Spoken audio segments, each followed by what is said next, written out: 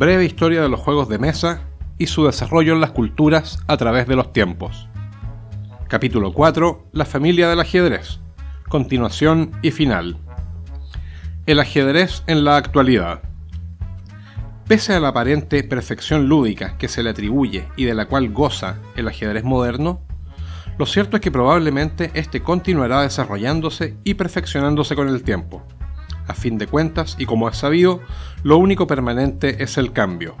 Tanto así que hasta hace no demasiadas décadas atrás, ciertos aspectos del juego que hoy parecen sólidos, como la promoción del peón o el enroque, eran temas de candente discusión y debate. El 20 de julio de 1924, en París, se fundó la Federación Internacional de Ajedrez, FIDE, por sus siglas en francés, en un esfuerzo por aunar y organizar a las distintas organizaciones locales, internacionales y zonales que hasta entonces se habían formado en torno al ajedrez, ya que éste había proliferado enormemente, sobre todo a partir de comienzos del siglo XIX, lo que en parte contribuía a la existencia de múltiples interpretaciones sobre detalles de las reglas tradicionales, diferentes denominaciones conceptuales, jerarquías entre campeonatos y otras divergencias que solían generar malentendidos entre las partes que conformaban la escena ajedrecística en aquel entonces. De hecho, un jugador de Praga, en aquel entonces capital de Bohemia, provincia del Imperio Austrohúngaro, el cual era llamado Wilhelm Steinitz, se autoproclamó campeón del mundo, al haber vencido en una intensa partida al jugador alemán Adolf Anderssen en 1866 y posteriormente haber obtenido el primer lugar en el Campeonato de Londres de 1872, que era considerado como uno de los más reputados de la época.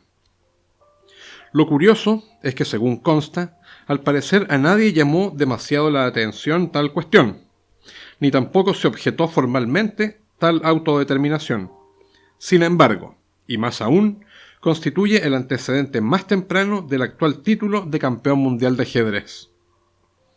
Incluso antes que Steinitz, ya hubo varios jugadores históricos de ajedrez que habían sido considerados los más fuertes o mejores del mundo en sus respectivas épocas, como sucedió con Ruy López de Segura, de España, Leonardo da Cutri de Italia, Giacchino Greco, también de Italia, François-André Danican, más conocido como Philidor, de Francia, Howard Staunton, de Inglaterra, y Paul Morphy, de Estados Unidos, entre otros.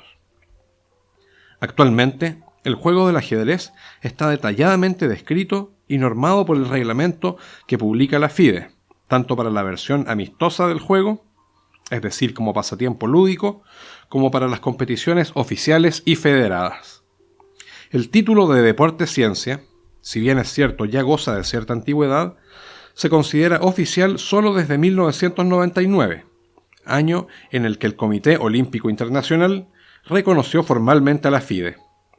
Tras ello, la Federación ha intentado, persistentemente, aunque sin éxito hasta la fecha, posicionar al ajedrez como disciplina olímpica.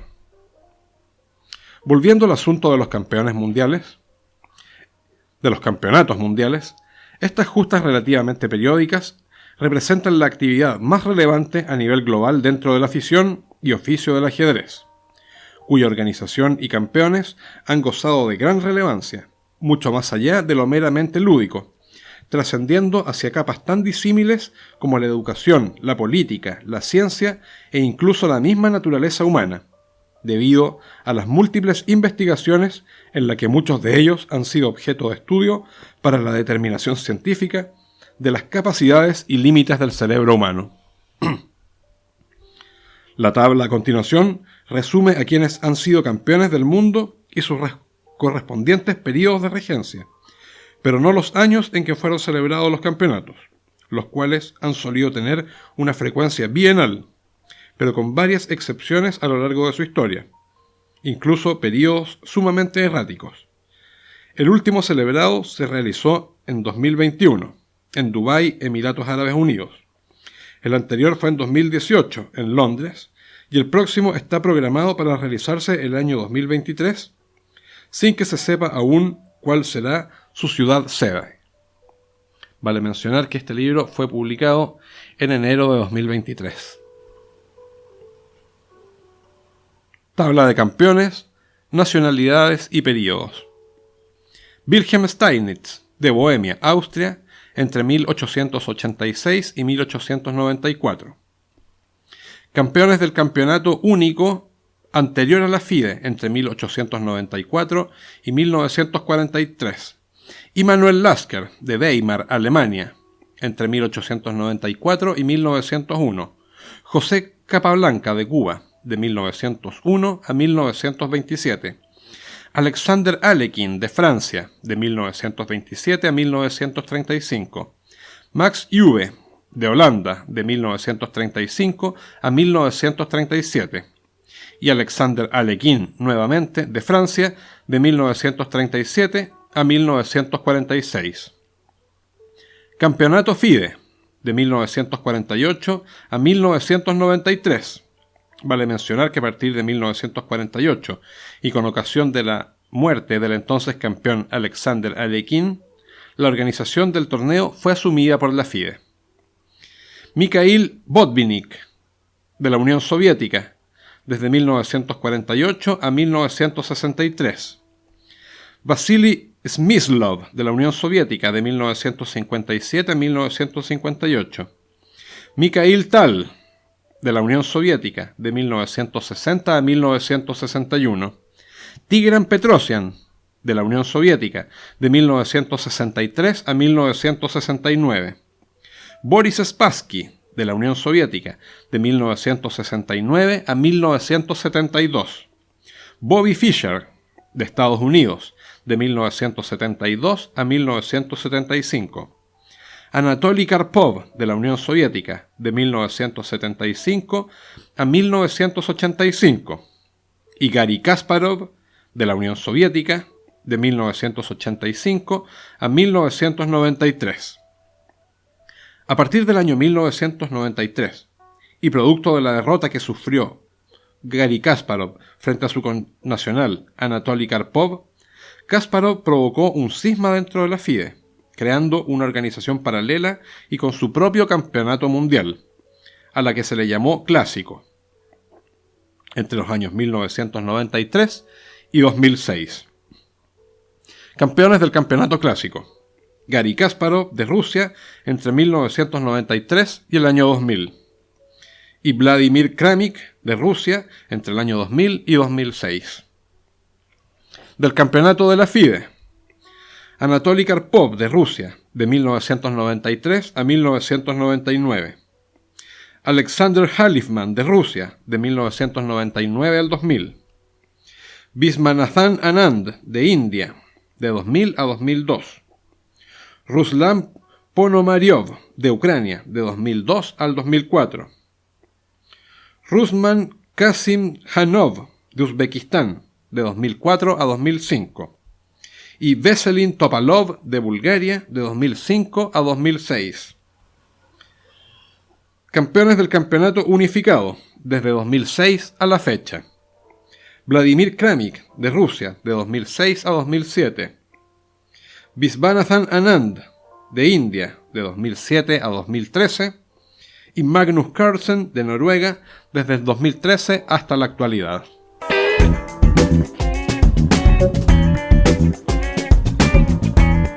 En cuanto al conjunto de componentes que se utiliza para jugar al ajedrez moderno, cabe mencionar que en su apariencia actual, al igual que la iconografía utilizada en los gráficos descriptivos de partidas y de problemas del ajedrez, le debemos el diseño a Nathaniel Cook, el cual desarrolló en 1849 para la tienda Jacks of London, una casa comercial dedicada a las manufacturas deportivas y equipamiento para juegos, establecida en Londres por inmigrantes hugonotes en 1795.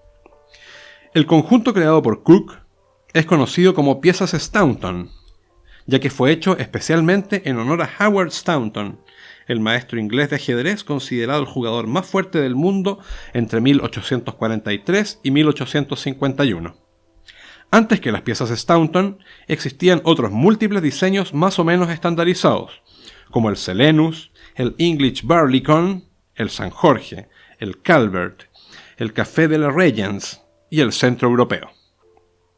Los conjuntos tradicionales más finos suelen estar labrados en madera de ébano para las negras y de boj para las blancas, aunque también para estas últimas solía utilizarse el marfil, material muy apreciado antiguamente, pero cuyo uso actualmente está severamente restringido y mal mirado, debido a la cacería indiscriminada y furtiva de elefantes. Actualmente, los más comunes son los conjuntos de tablero plegable estilo caja, en cuyo interior se guardan los trebejos normalmente confeccionados de madera o plástico. También resultan bastante comunes los tableros magnéticos.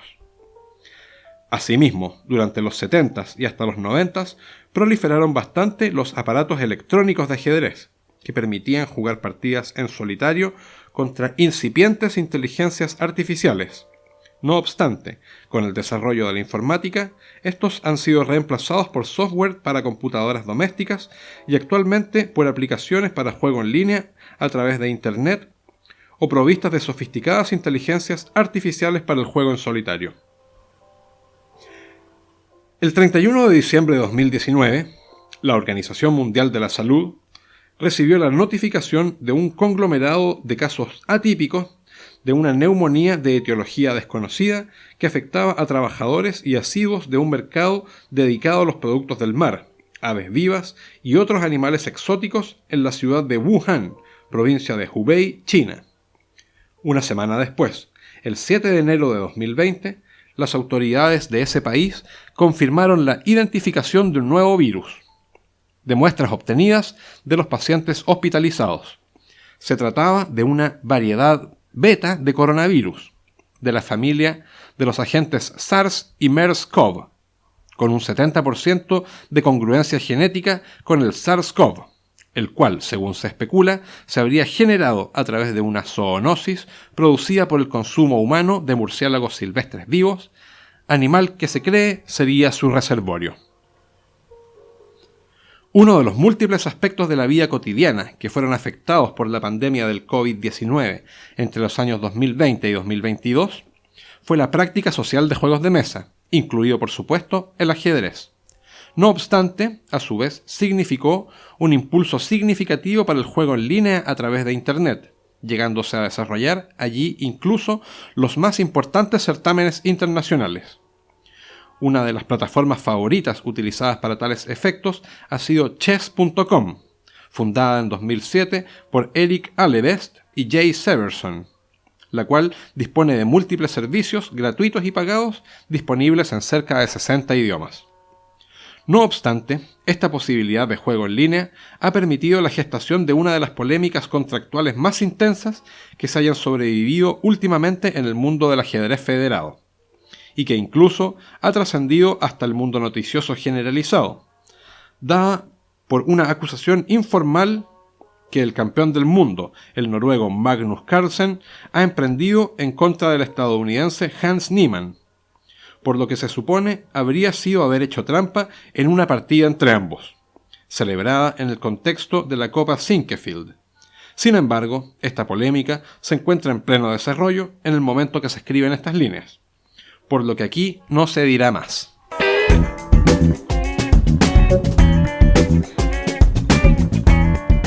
El ajedrez más allá del ajedrez. Tal ha sido la trascendencia que el ajedrez ha tenido en la sociedad, prácticamente desde sus orígenes, que este juego en más de una oportunidad a lo largo de la historia ha logrado despuntar en ámbitos distintos a los círculos lúdicos. De hecho, su presencia habitual en las cortes más importantes y la afición que ha generado en las más variadas individualidades políticos, religiosos, científicos y militares, entre otros, ha logrado situar el juego, incluso influir, en varios procesos históricos relevantes, resultados de batallas, auges y caídas de casas reales y dominios sobre extensos territorios se han debido, en más de una ocasión, a las pasiones que este juego desata. A colación de lo anterior, y sin querer extender demasiado este estudio, con la infinidad de antecedentes al respecto, nos referiremos a algunas de estas situaciones, las cuales destacan ya sea por su relevancia humana, histórica o incluso por las leyendas modernas que han generado. El turco y otros autómatas.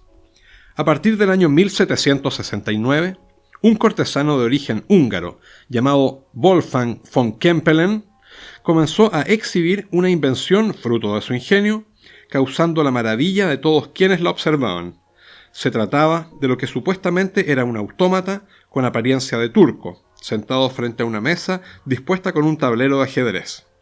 Si bien el hecho de que aquel ingenio mecánico pudiese mover las piezas ya era por sí solo un aspecto admirable, la verdadera conmoción que causaba era que, más allá de eso, resultaba ser un oponente sumamente diestro en la ciencia del ajedrez, y solía salir vencedor en prácticamente todas las partidas que jugaba, sin importar la condición como jugador o incluso política de quien se arriesgara a enfrentarlo. La primera presentación relevante del turco fue ante la corte de Su Alteza Imperial María Teresa de Austria, en 1769, y luego continuó en una gira que lo llevó por las principales cortes y escenarios de toda Europa. Cuenta la historia que, entre otros, derrotó a Benjamin Franklin y a Napoleón Bonaparte, quien se dice no aceptó de muy buena gana la derrota, pero afortunadamente no se ensañó contra la máquina, pero sí contra las piezas que quedaban sobre el tablero.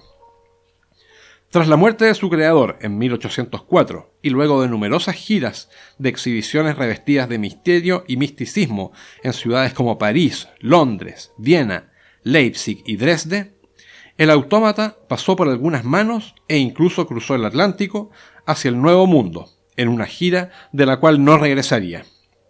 Luego de ser presentado con tremendo éxito en Broadway, Nueva York, y luego a lo largo de toda la costa este de Estados Unidos, su fama comenzó a declinar debido al desgaste propio de este tipo de espectáculos, pero principalmente por ciertas revelaciones sobre su misterio, en las cuales estuvieron involucrados un antiguo operador de la máquina y el escritor Edgar Allan Poe, quien le dedicó en 1836 una cáustica columna en uno de los periódicos para los cuales solía hacer críticas literarias.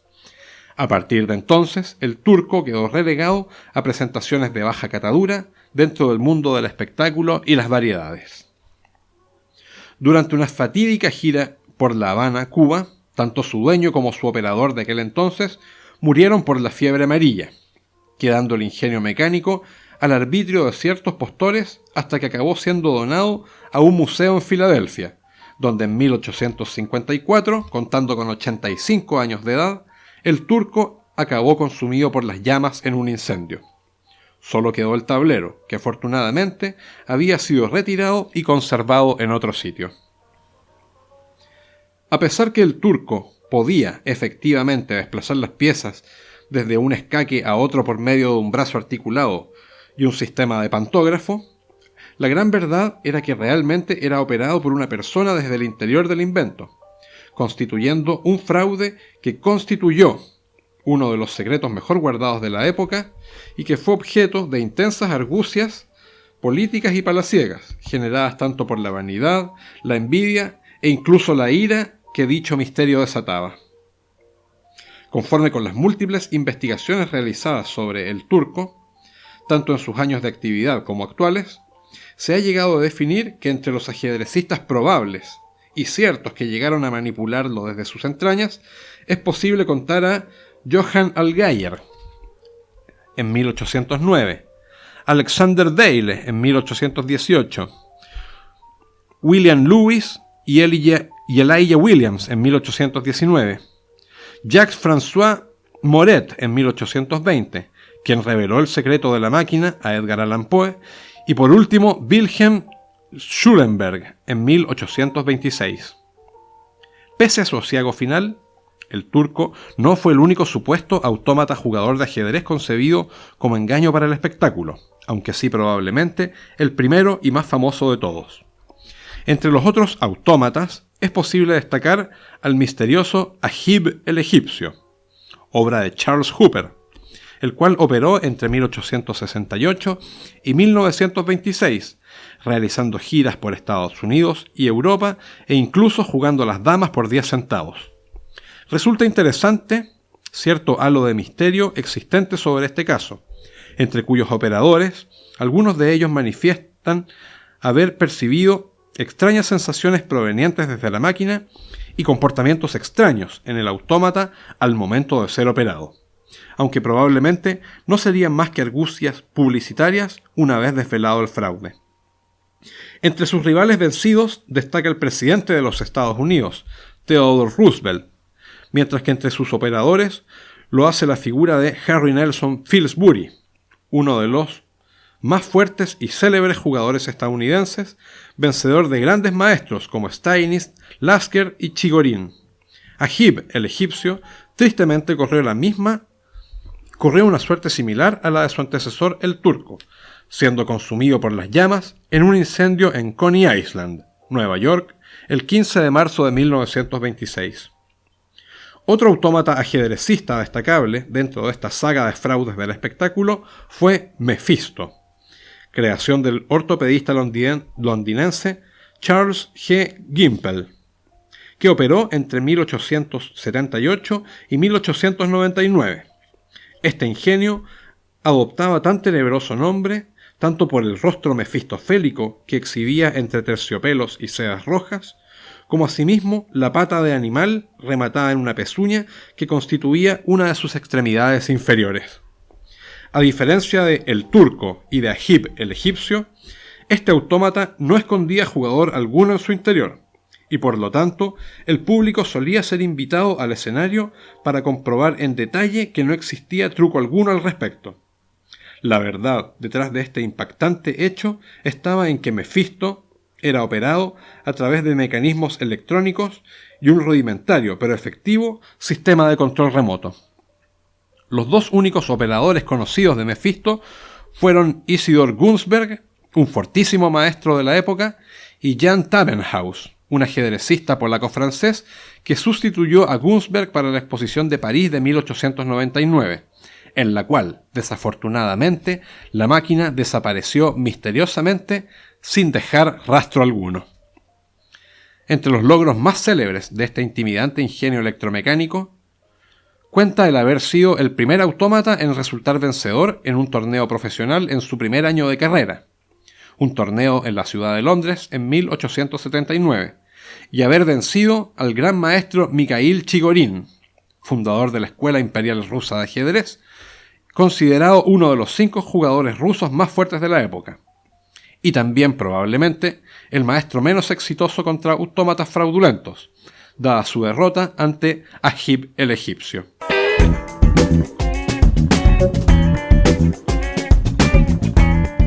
Fischer vs Spassky, la Guerra Fría sobre un tablero.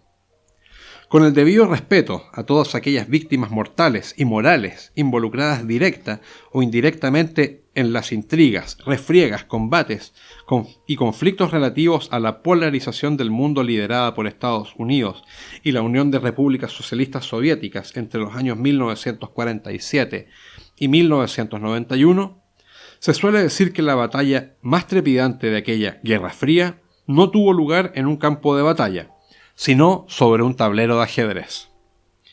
La Guerra Fría fue aquel nefasto proceso político global que enfrentó a las dos superpotencias que surgieron después de la Segunda Guerra Mundial, enfrentamiento que se caracterizó por materializarse a través de diversos conflictos armados de alcance local por todas partes del mundo, patrocinados o incluso protagonizados por esas potencias, pero en los cuales éstas nunca llegaron a enfrentarse directamente, no al menos en términos bélicos, ya que aquella posibilidad constituía, en el mejor de los casos, un exterminio mutuo garantizado, y en el peor, la aniquilación total de la vida en la Tierra, por la carrera armamentista desatada y el enorme arsenal nuclear que ambos bandos exhibían. No obstante, o en virtud de lo anterior, cada oportunidad no bélica de enfrentamiento entre Estados Unidos de América y la Unión Soviética terminaba cogiendo una expectativa ante el público internacional y una cobertura a nivel mediático de enormes proporciones. Estas oportunidades fueron principalmente la carrera espacial y las gestas deportivas, donde los Juegos Olímpicos jugaron un rol importantísimo. Incluso tristemente, como el atentado contra los deportistas israelíes ocurridos en los Juegos celebrados en la ciudad alemana de Múnich en 1972, Empero, el Campeonato Mundial de Ajedrez aquel mismo año configuró un escenario especialísimo en cuanto a la expectativa generada. A diferencia de los Juegos Olímpicos, aquí no había competidores de distintas y variadas nacionalidades. Se trataba de una confrontación directa entre ambos bloques personificados en grandes maestros. Boris Spassky era la Unión Soviética y Bobby Fischer era los Estados Unidos. O así lo quiso creer la inmensa mayoría del mundo, al menos. El contexto para este encuentro no podía resultar más antagónico.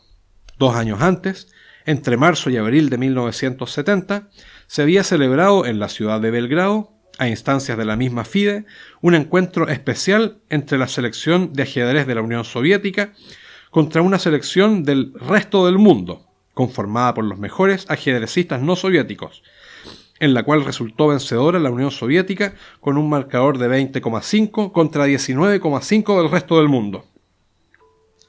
Además de lo anterior, el pesimismo por la guerra de Vietnam ya estaba enquistado en el ciudadano americano medio, y la Unión Soviética exhibía con orgullo una hegemonía en el ajedrez otorgada por un reguero de campeones del mundo casi impoluto desde 1927. Estados Unidos, en cambio, nunca había alcanzado dicho galardón, y por primera vez se acercaba al título con un hombre capaz de hacer frente a los poderosos soviéticos. Esto no se trataba de un certamen más, y la arenga con que Henry Kissinger exhortó a Bobby Fischer lo dejaba patente. Estados Unidos quiere que vayas y que derrotes a los rusos, le dijo en ese entonces. Paradojalmente, el año siguiente el mismo secretario de Seguridad Nacional era distinguido con el Premio Nobel de la Paz. Aquella serie de partidas, jugadas en Reykjavik, debió de haber comenzado el 2 de julio. Sin embargo, el norteamericano no se presentó. Tampoco lo hizo el día 4, el nuevo plazo concedido por la FIDE. Pero el día 6, Spassky recibió una misiva de su esquivo contrincante, en la cual le pedía disculpas por su irresponsabilidad. Recién el 11 de julio se jugó la primera partida, en medio de una gran expectación y, según se cuenta, con ambos gobiernos y sus agencias de seguridad operando solapadamente debajo de aquel entresijo. El resultado entonces fue adverso para Fischer, quien, contra todo pronóstico, volvió a ausentarse para el segundo encuentro, provocando la cólera de los soviéticos y también la de su propio país. Al parecer, el campeón estadounidense se había derrumbado. De hecho, había reservado pasajes en cada uno de los vuelos y aerolíneas que salían de Islandia. La CIA, avisada, vigilaba todas las carreteras para evitar la fuga del maestro. Kissinger debió volver a alentarlo. Bobby, eres nuestro hombre contra los rojos. Finalmente, Robert James Fischer accedió a continuar con el enfrentamiento, esta vez sin público y en una pequeña salita. Ganó aquella partida en una remontada que luego se hizo imparable para el maestro de Leningrado. El resultado final fue contundente y aquel 11,5 a 8,5 fue suficiente para hacer innecesarias las 3 partidas siguientes. Boris Spassky se culpó por haber accedido a jugar sin público y se escucharon varios alegatos de los soviéticos acusando el uso de dispositivos electrónicos e incluso la utilización de técnicas hipnóticas por parte de Fischer. No obstante, la historia ya había sido escrita. Al respecto, el connotado crítico literario, filólogo y gran apasionado del ajedrez, George Steiner, le dedicó en 1974 una brillante obra a este increíble encuentro, titulada Campos de Fuerza.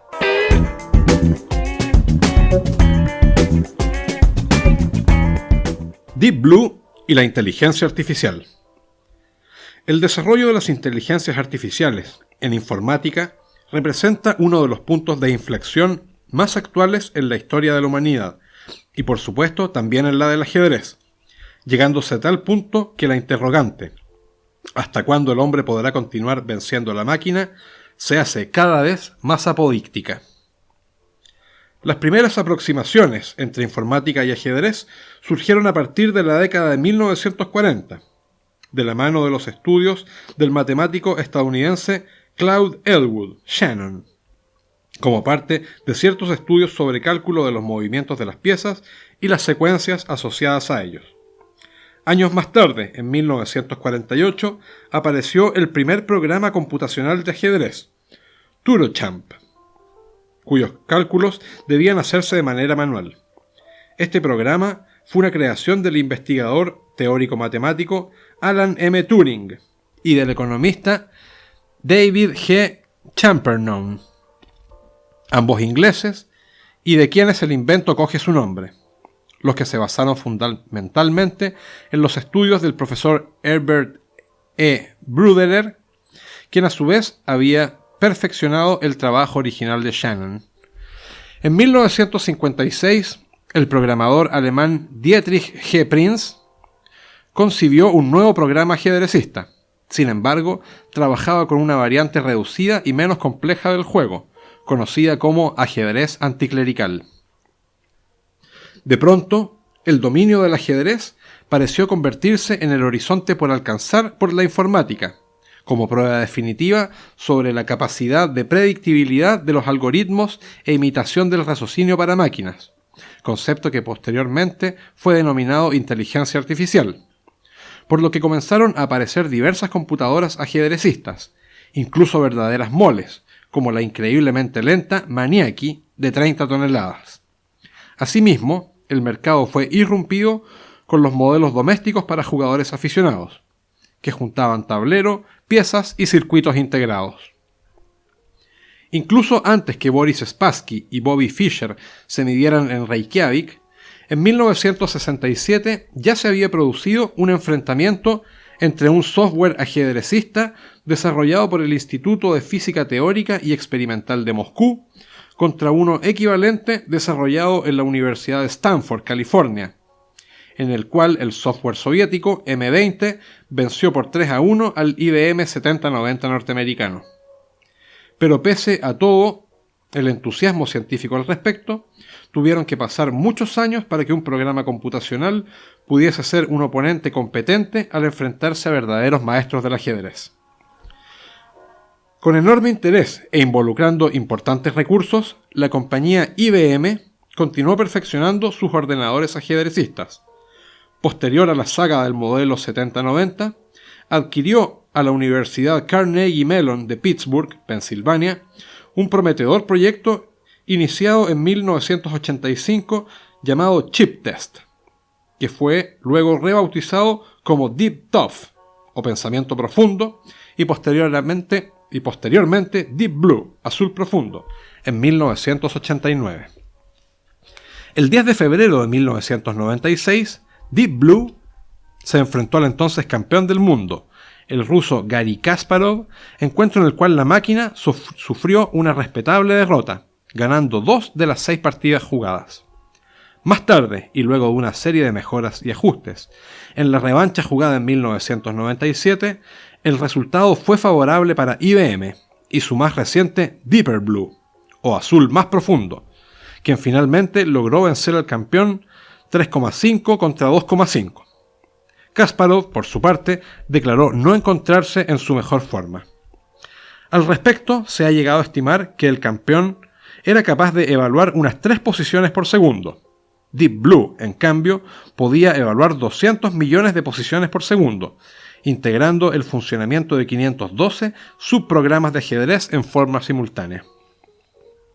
No obstante, al parecer, la capacidad de evaluación matemática y estadística no lo es todo en el ajedrez, y en dicho sentido, el enfoque humano sigue planteando un enigma difícil de resolver para los programadores.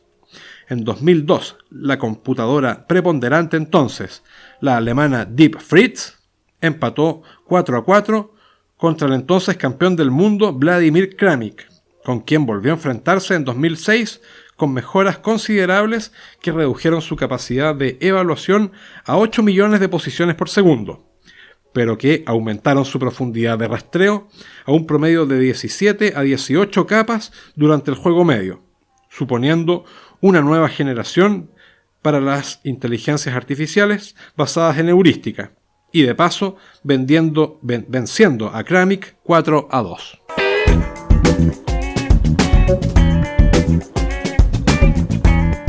apócrifos, variantes, sustitutos y sucedáneos del ajedrez. La fina elegancia y sofisticación del ajedrez resulta tan interesante e inspiradora que son muchos aquellos que han caído en la tentación de intentar recrearla, reproducirla e incluso superarla, normalmente sin éxito, con modelos lúdicos propios, algunos de los cuales ya se han mencionado en este libro, como lo son el juego de Tamerlán, el Kurierspiel o el grande Acedrex, que por algún motivo u otro han alcanzado la denominación de históricos, pero su desuso los ha convertido a su vez en apócrifos. De modo semejante, han proliferado una multitud de variantes de juego, las que, utilizando como base las reglas y componentes tradicionales, proponen diferencias sutiles o importantes en cuanto a los distintos elementos o características del juego, generalmente sobre el ordenamiento inicial de las piezas o el movimiento de estas o la configuración del tablero, o la introducción de nuevas piezas. Como se ha mencionado, existen miles de variantes del ajedrez e incluso existen libros dedicados enteramente a proponerlas, compilarlas y detallarlas. A continuación, se mencionarán algunas variantes famosas que resultan interesantes de conocer. El ajedrez aleatorio de Fischer, uno de los modelos más sencillos. Simplemente se trata de ordenar las piezas, no los peones, aleatoriamente en sus respectivas filas. Algunas versiones proponen que ambas filas deben tener el mismo orden aleatorio, y otras permiten que los propios jugadores decidan el orden de las piezas. El ajedrez mariposa, otra configuración inicial no ortodoxa de los trebejos, con las filas de peones formando diagonales que se entrecruzan en el centro, las cuales otorgan al conjunto, con un poco de imaginación y buena voluntad, el aspecto de una mariposa. El ajedrez Dunsany, en el cual un bando tiene los trebejos tradicionales, mientras que el otro está formado únicamente por una horda de 32 peones. Está basado en el valor relativo de las piezas. Fue inventado en 1942 por Edward John Moreton Drax Plunkett, 18º barón de Dunsany. Revuelta de campesinos, otro modelo basado en el valor relativo de las piezas. En él, un bando está formado por un rey y 8 peones, mientras que el otro lo conforman un rey, 4 caballos y un peón. Ajedrez del débil. Es otro modelo con fuerzas asimétricas. Un bando normal y otro conformado por un rey, 7 caballos y 16 peones. Ajedrez benedictino, en el cual no se producen capturas, sino que las piezas que quedan en condición de amenazadas por una contraria, después del movimiento de ésta, cambian de color, es decir, de bando. El ajedrez anticlerical. Se trata de un ajedrez prácticamente normal, pero que utiliza un tablero de 6x6 y prescinde de los alfiles, también llamados obispos, aspecto que le da su nombre al juego. Ajedrez Ligan, el cual se juega con un tablero girado en 45 grados, formando un diamante y en el cual las piezas se despliegan en las esquinas cercanas a los jugadores. Ajedrez Capablanca, inventado por el campeón de ajedrez homónimo, se juega sobre un tablero de 10x8 y adiciona 2 piezas mágicas para cada bando, el canciller y el arzobispo. El ajedrez hexagonal de Glinsky, el cual se juega sobre un tablero hexagonal formado de escaques también hexagonales, lo cual le otorga una naturaleza terciaria, al incorporar 3 direcciones, 6 sentidos y 3 escaques diferentes, blancos, negros y grises, lo cual añade la presencia de un tercer alfil, gris, para cada bando. Y el ajedrez hexagonal para 3 jugadores, el cual introduce un tercer bando, utilizando un tablero hexagonal, pero que a diferencia del Glinsky, está dividido en una intrincada red de polígonos cuadrados, con lo cual mantiene la naturaleza binaria del juego original.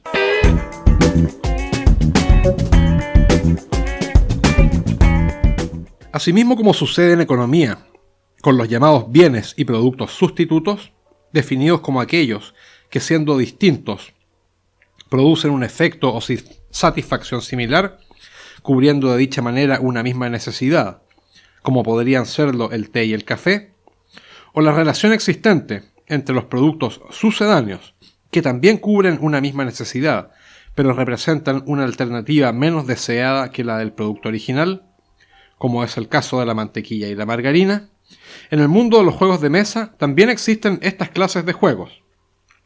Pero hay que ser cuidadosos al momento de identificarlos y etiquetarlos, ya que aunque sí es cierto que se trata de un universo que agrupa muchísimos modelos de características generales similares, como el hecho de jugarse preferentemente sobre una mesa, con algunos implementos más o menos comunes e incluso familiarizados, tampoco es menos cierto que no cualquier juego se acerca, premeditadamente o no, a producir las sensaciones que se experimentan en una partida de ajedrez, y en gran medida dicha percepción pasa por las impresiones personales y subjetivas de cada jugador, en cuyo caso, por ejemplo, para algunos el juego del Go podría considerarse un sustituto del ajedrez, con argumentos que para otros jugadores podrían resultar lisa y llanamente insultantes. Las damas y otros sustitutos del ajedrez. Teniendo en cuenta lo ya dicho sobre la pertinencia del aspecto personal y subjetivo al momento de designar las denominaciones o etiquetas como sustituto y sucedáneo, esta redacción se ha permitido asumir el riesgo de tomarse algunas licencias, con la sincera esperanza de no denostar ningún juego ni de ofender a nadie, para mencionar algunos juegos que podrían considerarse, o que han sido históricamente considerados, sustitutos del ajedrez. Si bien una cantidad importante de autores parecen coincidir en que el juego de las damas, como juego clásico de estrategia abstracta, proviene de aquella Valencia del siglo XV, la cual se encontraba ocupada por el reino de Aragón, y en la cual se jugaba a cierto juego conocido como ingenio, marro de punta o sencillamente el marro, que a su vez parecía provenir del Alquerque de 12. Pese a lo anterior, también resulta justo mencionar que el juego como concepto lúdico tiene una tradición mucho más antigua, la cual puede remontarse probablemente a aquel supuesto eslabón perdido de los juegos de mesa que podría haberse gestado en alguna época remota e indefinida en Egipto, al que hoy se le otorga el nombre hipotético de damas egipcias, del cual a su vez se piensa que proviene la peteia de los griegos, el ludus latrunculorum de los romanos, por supuesto los alquerques y también los juegos de la familia Tafel. Incluso podría haber influido al mismo ajedrez, de acuerdo con la teoría sobre una fusión entre la peteia y algún juego indio en la región de Bactriana, durante las conquistas por la profundidad del Asia Central por parte del Imperio Macedónico de Alejandro Magno. Asimismo, es posible comprobar que el alcance de dicho concepto es tan convocante que es posible hallar el uso de la denominación de damas aplicada a múltiples y distintos juegos de diferentes latitudes, épocas y no directamente relacionados con el juego tradicional de las damas, ni las variantes de estas, como si fuesen parte de una misma familia, pero sin serlo necesariamente. Aparentemente, en Occidente, el solo hecho de mover piezas regulares sobre un tablero invita a poner el mote de damas, y luego agregar el gentilicio propio de allí donde pertenezca el juego de marras, como es posible advertir desde la traducción de aquel pasaje de la Odisea, en donde los pretendientes de Penélope pasaban el rato jugando, supuestamente las damas, a la peteia en realidad. Es bajo esa premisa que actualmente se habla de damas egipcias, damas turcas, damas tuareg, damas liberianas, damas balinesas, damas javanesas e incluso de damas chinas, solo por mencionar algunas. Aunque en general se entiende que este juego no tiene la misma complejidad ni profundidad que el ajedrez, a lo largo de la historia ha contado con fuertes defensores. El mismo Edgar Allan Poe, en su relato Los crímenes de la calle Morgue, utiliza como argumento para ejemplificar los diversos tipos de intelectos analíticos las diferencias entre los jugadores de damas y de ajedrez, mencionando que las damas, al tener un solo tipo de pieza regular, incorpora connotaciones complejas que el ajedrez no puede igualar. Cita textual del libro: el buen jugador de ajedrez solo necesita de la concentración y el cálculo. El de damas, por el contrario, necesita una verdadera estrategia, ya que, al tener un número reducido de movimientos, debe tener la capacidad de leer y anticipar lo que su adversario piensa, de modo de lograr manipularlo y orientar sus acciones para su propio provecho.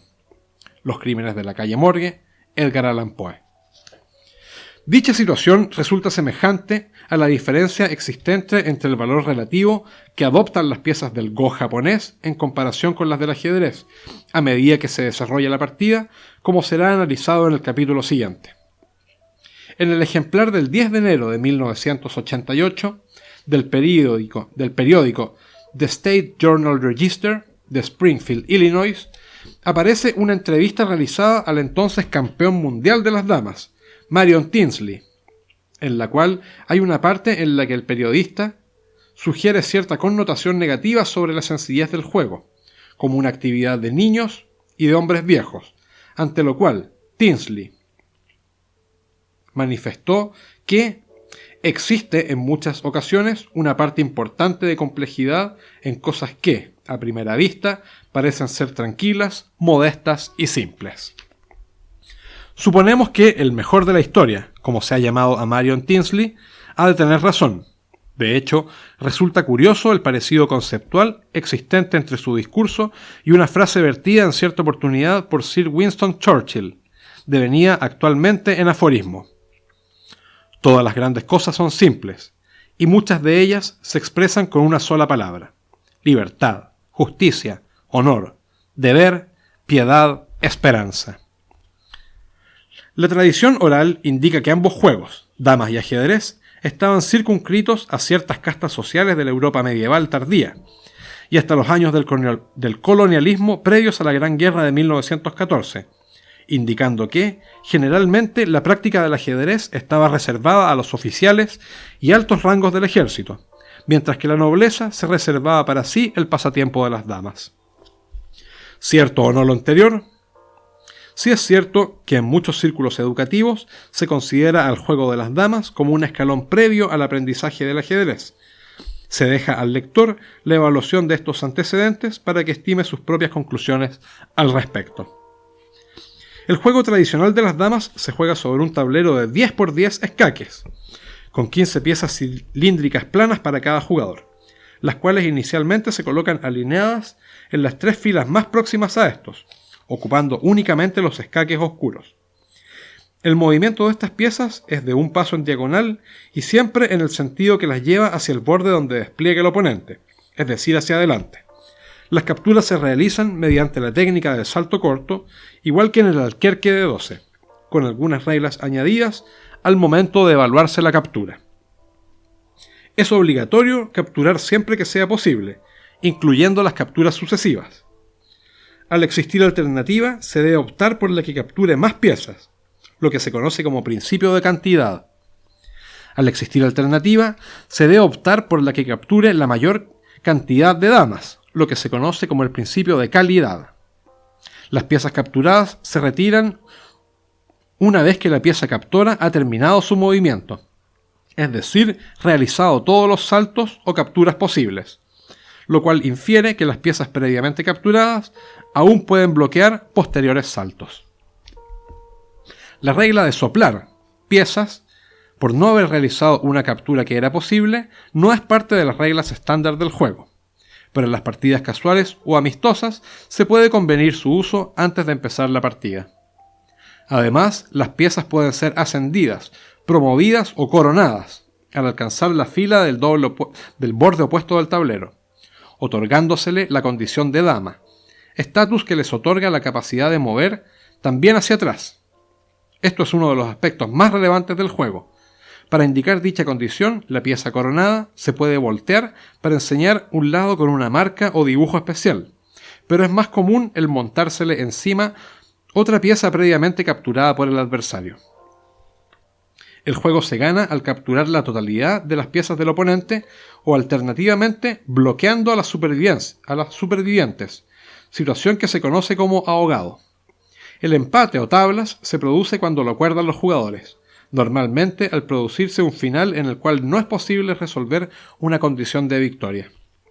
Asimismo, existe una regla para finales de 3 damas contra 1, en la cual el jugador con la ventaja dispone de 13 movimientos para derrotar la última pieza del contrincante.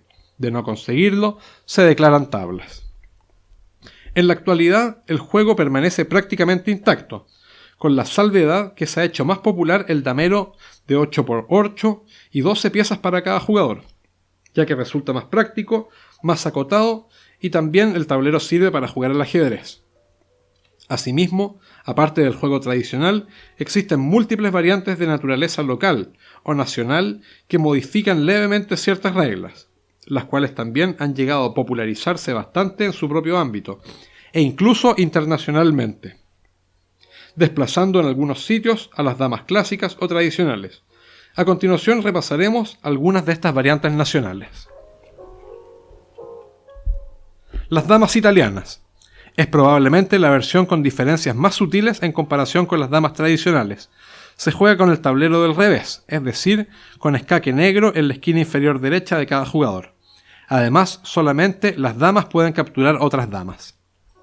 Damas españolas. Es una de las variantes más extendidas entre el mundo hispanoparlante.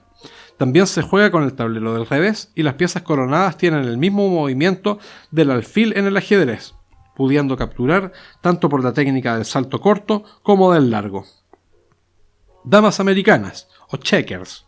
Esta variante, también llamada damas inglesas o draughts, se juega igual que las damas españolas, pero con el tablero del derecho y sin las limitaciones impuestas por los principios de cantidad y calidad. Damas alemanas o Damenspiel. También se juega como las damas españolas, pero con el tablero del derecho y las piezas normales pueden capturar hacia atrás. Esto último supone que las piezas no se coronan automáticamente al alcanzar la última fila en el caso de que puedan realizar una captura hacia atrás. Entonces solamente coronan si les es posible mantenerse en la última fila. Este juego también es conocido como damas pool. Damas rusas o shashki. Este tipo de damas se juega del mismo modo que las damas alemanas, pero con la diferencia que las piezas se coronan automáticamente al alcanzar la última fila, es decir, pueden coronarse y seguir capturando en el mismo turno si es posible. Damas continentales, también llamadas damas internacionales o damas polacas, se juegan sobre la base de reglas de las damas alemanas, pero sobre un tablero de 10×10 y con 20 piezas para cada jugador, por lo que el despliegue inicial es sobre las 4 filas más inmediatas de cada costado. Damas turcas. Probablemente se trata de la variante nacional más radical del juego tradicional de las damas.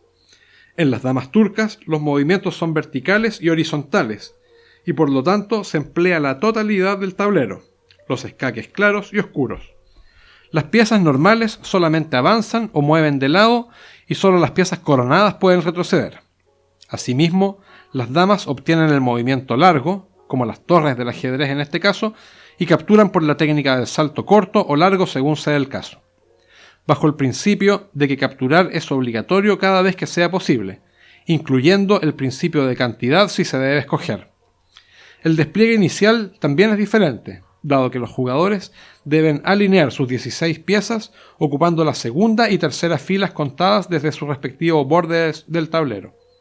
Finalmente, durante las capturas múltiples, las piezas capturadas se van retirando inmediatamente del tablero, por lo que no obstaculizan saltos posteriores.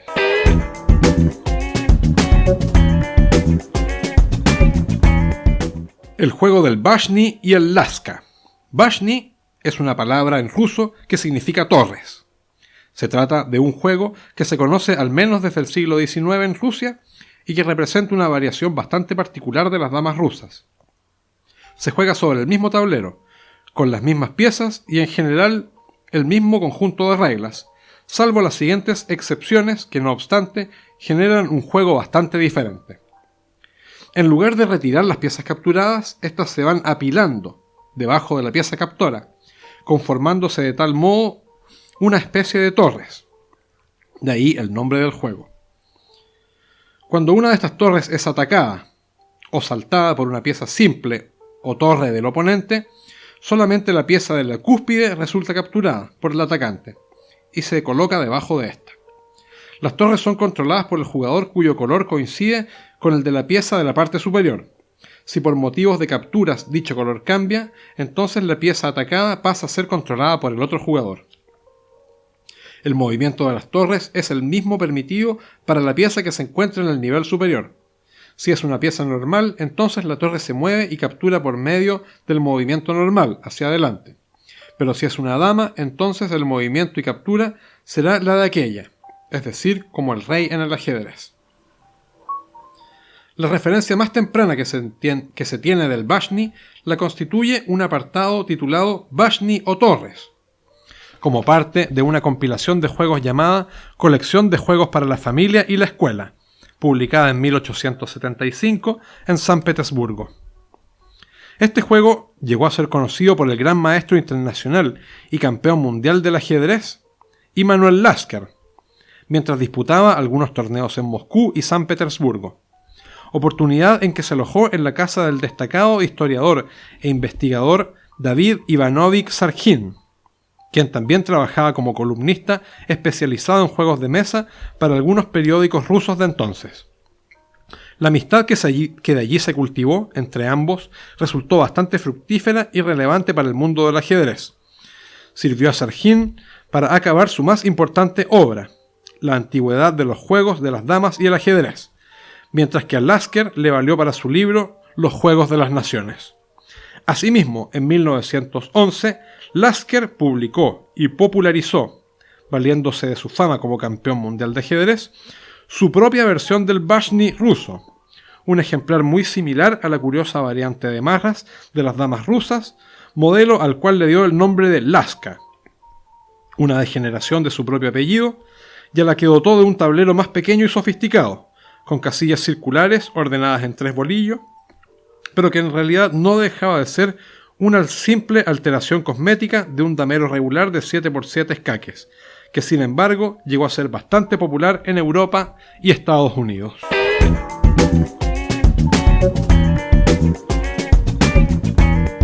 Otros juegos estratégicos históricos. El entusiasmo generado hoy en día por la proliferación de los juegos de mesa ha generado un resurgimiento o redescubrimiento de muchos e interesantísimos juegos históricos de inmensa profundidad latente, tanto para poder ser considerados sustitutos del ajedrez, y que lentamente han comenzado a agrupar verdaderas comunidades de entusiastas jugadores y aficionados. Algunos ejemplos de estos juegos podrían ser aquellos pertenecientes a la familia de juegos Tafel e incluso el Ritmomaquia.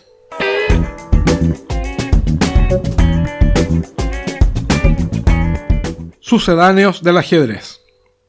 Ya se ha mencionado que una cantidad importante de creadores y diseñadores de juegos admiten haber tenido en alguna oportunidad algún tipo de compromiso o coqueteo con ideas relativas a la posibilidad de sofisticar el juego del ajedrez, ya sea como un simple ejercicio de diseño experimental o con genuinas intenciones de crear un modelo capaz de rivalizar con el deporte ciencia.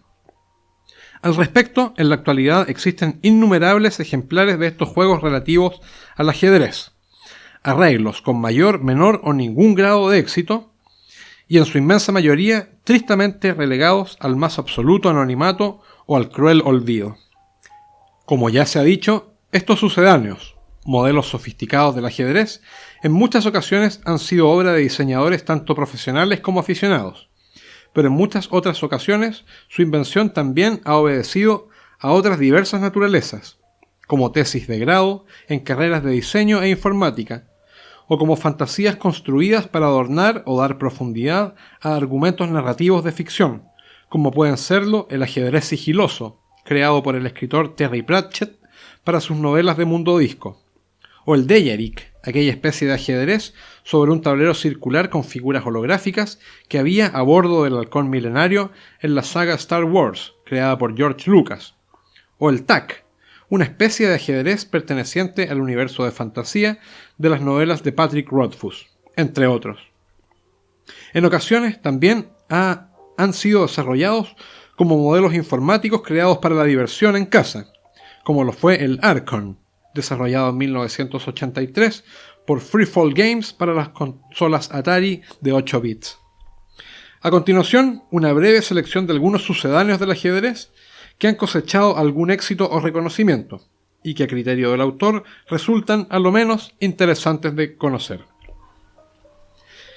Epaminondas, creado en 1975 por el diseñador de juegos Robert Abbott, el cual recoge su nombre del general tebano creador de la técnica de infantería de orden cerrado conocida como la falange, con la cual logró derrotar al ejército espartano en la batalla de Leuctra en el año 371 a.C., y que posteriormente fue adoptada y desarrollada por otros ejércitos con tal éxito que cambió la historia de la guerra y del mundo. El juego está inspirado en un diseño anterior desarrollado por Sid Sackson para su libro Un montón de juegos, en ese entonces bautizado como Crossings. Los componentes y la configuración inicial de Epaminondas recuerdan a la Trunculi de los romanos. Se juega sobre un tablero de 14 por 2 escaques y cada jugador posee un conjunto de 28 piezas regulares, las cuales despliegan en las dos filas más inmediatas de los bordes largos del tablero. El movimiento individual de estos peones es idéntico al del rey del ajedrez. Lo característico del juego radica en el movimiento colectivo de los peones, los cuales, al lograr formar alineaciones verticales, horizontales o incluso diagonales de 2 o más piezas, llamadas falanges, pueden ser movidas todas a la vez en desplazamientos tan largos como la cantidad de peones que la componen, y también realizar capturas de otras falanges adversarias del mismo o de menor tamaño. La condición de victoria es lograr tener al inicio del turno propio más peones propios en la primera fila del campo adversario, es decir, la fila inmediata al borde opuesto del propio, que las del rival tenga en igual situación.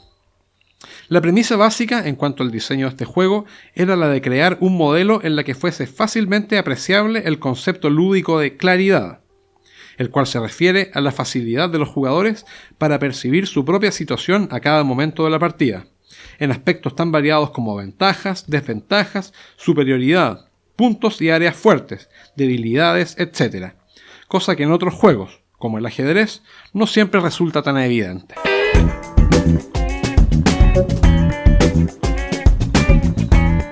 El Arima. Este sucedáneo del ajedrez fue creado en 2002 por Omar Syed, un ingeniero en informática nacido en Hyderabad, India, el cual ha trabajado en distintos sitios como Yahoo y la NASA. Bautizó su juego por medio de un anagrama sencillo del nombre de su hijo Amir, poniéndolo del revés y agregando una letra A inicial.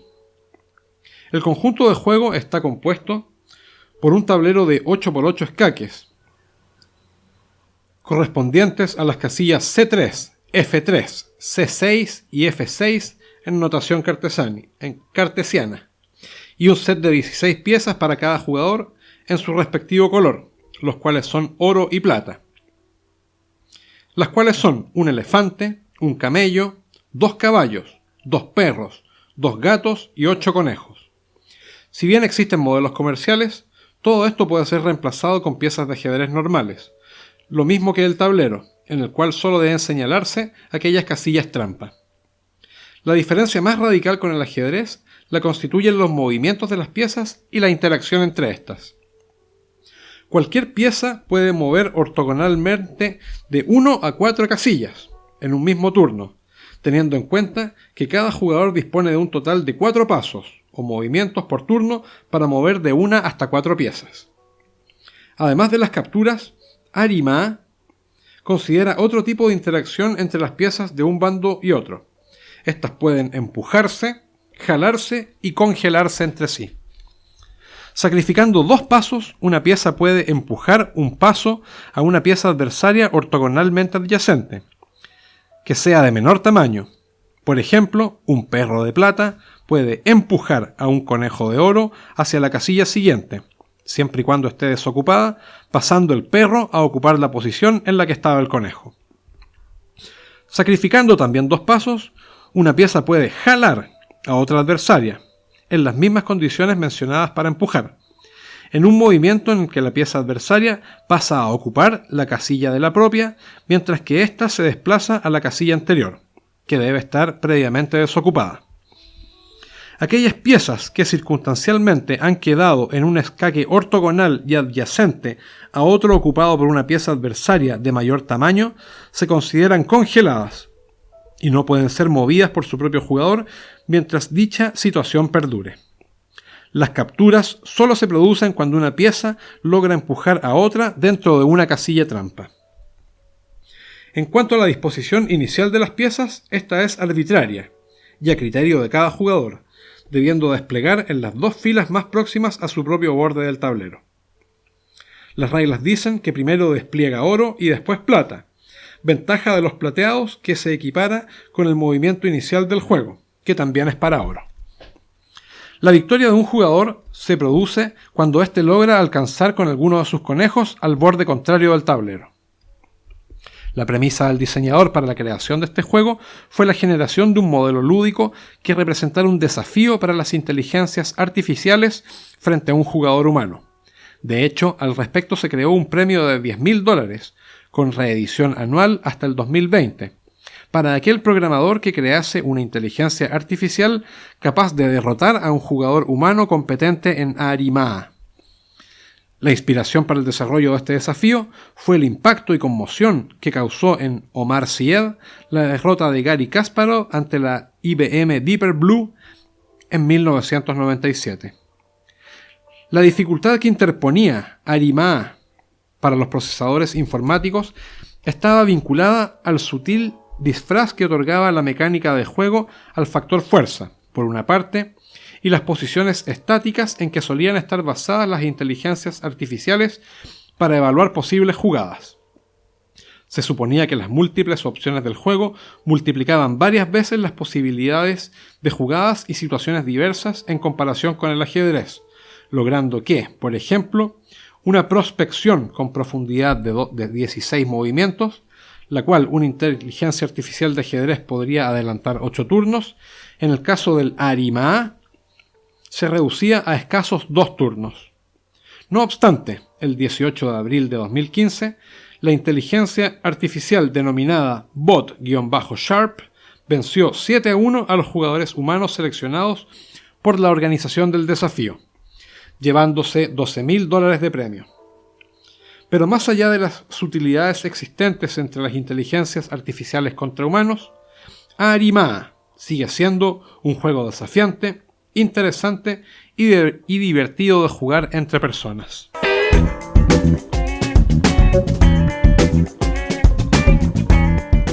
El Artaban. Este juego, obra de Didier Miller en 2009, propone un enfrentamiento entre dos bandos compuestos de 8 piezas sobre una especie de damero de 8 por 8 casillas, pero con la novedad de que las piezas no son sencillos peones ni piezas de ajedrez, sino dados de 6 caras. No obstante, la presencia de dados no quiere decir que se trate de un juego al azar, en lo más mínimo. Por el contrario, su mecánica oculta una gran profundidad y requiere de cierta especialización para su dominio, que prácticamente no encuentra parangón en el mundo de los juegos de mesa. Cada jugador dispone de 8 dados de un mismo color, los cuales se despliegan sobre las segundas filas contadas desde sus propios bordes, de tal modo que las primeras filas quedan libres y los resultados en las caras superiores de los dados de cada bando deben sumar un total de 28 puntos. De entre estos dados, cada jugador dispone de uno que es especial, ya sea por su mayor tamaño o por su coloración, pero igualmente numerado del 1 al 6. Este dado es el campeón de su respectivo bando. Durante su propio turno, el jugador puede escoger entre 4 acciones distintas. Mover un dado. Los dados se mueven de un paso hacia una casilla ortogonal, adyacente y libre, pero al hacerlo deben rodar, es decir, ser tumbados un cuarto de vuelta en la misma dirección del avance, con lo que el resultado mostrado en la cara superior cambia en cada movimiento. Los dados jamás pueden retroceder. Girar un dado permite modificar su posición en la misma casilla en relación con su eje sagital, manteniendo el resultado de la cara superior, pero influyendo el resultado de futuros movimientos. El giro puede hacerse hacia la izquierda o a la derecha un cuarto de vuelta. Capturar un dado adversario. Solamente puede realizarse sobre un dado oponente ortogonalmente adyacente a un dado propio y que enseñe un resultado inferior al propio. Los dados campeones también pueden capturar dados de menor tamaño que enseñen un resultado inferior o igual. Para capturar el dado oponente no se realiza un movimiento de avance normal, sino que el atacante salta sobre la posición del dado atacado sin modificar su posición ni resultado. El dado capturado se retira del tablero. No se puede atacar hacia atrás. Y finalmente, sacrificar un dado. Se trata de un movimiento similar a la captura, pero sobre un dado oponente del mismo valor que el que quiere sacrificarse. Al realizarse el salto, es el dado atacante el que resulta eliminado del juego. Se supone que esta opción suicida permite acelerar ciertos procesos del juego. El final del juego se gatilla cuando uno de los dos jugadores no puede realizar ni movimientos ni capturas, es decir, sus dados se encuentran bloqueados en ese momento. Se suman los valores de los dados de cada bando que lograron alcanzar la última fila y que aún se encuentran sobre el tablero, otorgándose la victoria al jugador con más puntos. Si hay empate, gana el jugador con más dados en la última fila. Si todavía así persiste el empate, gana aquel con más dados sobre el tablero. Si el empate continúa, se declaran tablas. Al parecer, el nombre del juego es una fantasía del autor. Aunque valga decirlo, dicho nombre ya había sido utilizado en el cuento navideño El otro rey mago, de Henry Van Dyke Jr., en el cual un cuarto rey mago de Oriente, llamado Artaban, demoró tanto en el camino hacia Belén que no llegó donde Jesucristo, sino hasta que éste era colgado en la cruz, habiendo perdido además los presentes que llevaba consigo para el Hijo de Dios. En realidad, Artaban es un nombre de origen iranio, que ha sido utilizado, entre otros, por 4 reyes de los partos, por un hermano de Darío I y también por uno de los generales del rey Jerjes. Según cuenta el autor del juego, el propósito que iluminó la creación fue la posibilidad de incorporar dados como protagonistas, pero utilizándolos de un modo distinto al tradicional.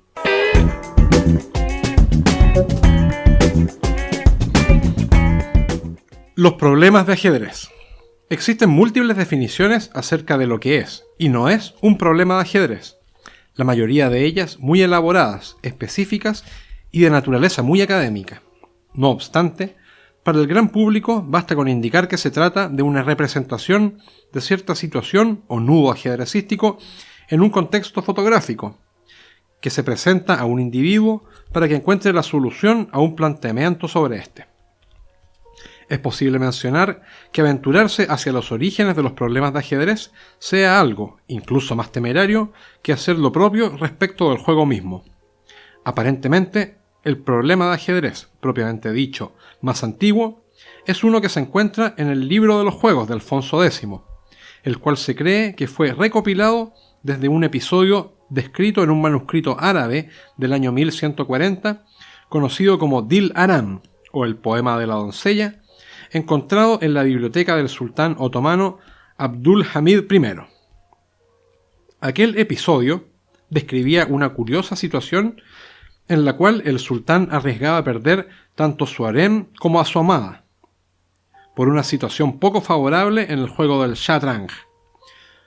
Pero por lo visto, aquel monarca era correspondido en su amor, porque es ella quien le dicta la solución de dicho entresijo lúdico, según se relata en el poema, gritándole: «Sacrifica la torre y sálvame». Por lo que se sabe, la historia del sultán y su amada gustó tanto por aquellos tiempos que a partir del siglo XIII aparecieron múltiples colecciones de problemas de ajedrez, siendo las más famosas Bonus Socius, o el buen compañero, escrito alrededor de 1266, y el ciudadano boloñés, el cual menciona el gran maestro serbio Borislav Ivkiv en su libro El alfil malo. Si bien en principio los problemas de ajedrez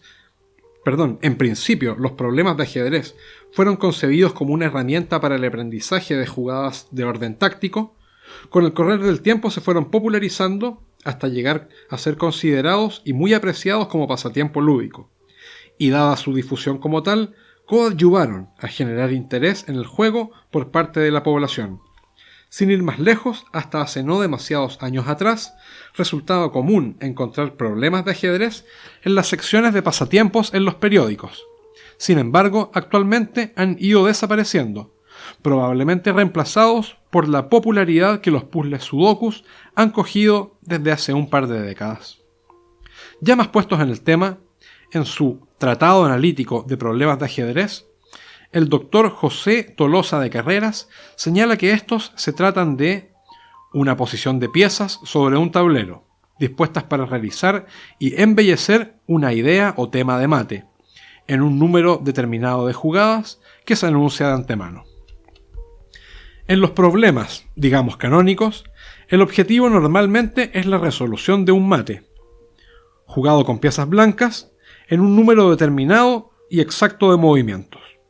No obstante, también existe un universo más amplio con otros tipos de composiciones y estudios artísticos, conocidos como puzzles de ajedrez, en los cuales el compositor dispone de mayores libertades, siendo frecuentes otras condiciones o elementos a tener en consideración, como las tablas en lugar del mate, una cantidad indefinida de movimientos o incluso el uso de piezas mágicas. Existe otro tipo de puzzles que constituyen desafíos mentales de otro orden, como por mencionar algunos, aquel de situar 8 damas en un tablero sin que ninguna sea amenazada por otra, o aquel otro de recorrer las 64 casillas del tablero con un único caballo en 64 movimientos. Desde la gran novela americana, es posible rescatar un interesante pasaje sobre problemas de ajedrez. En él, un tal Hilton Wexler le plantea un problema a Beth Harmon, quien lo describe como una posición en donde las damas están en las esquinas, las torres forman una alineación ecuatorial y los reyes se encuentran casi centrados a cada lado. Harmon, evidentemente desganada, rápidamente da con la solución: peón 7 reina. Lamentablemente, el autor de la novela, Walter Tevis, Gambito de Dama, no fue lo suficientemente descriptivo como para hacer posible la recomposición del problema. En vano resulta recurrir a la secuencia que adapta este pasaje en la exitosa miniserie producida en 2020 por Netflix y protagonizada por la actriz Anya Taylor-Joy, ya que por lo que logra apreciarse en uno de los fotogramas, la composición no es la misma, tampoco su respuesta.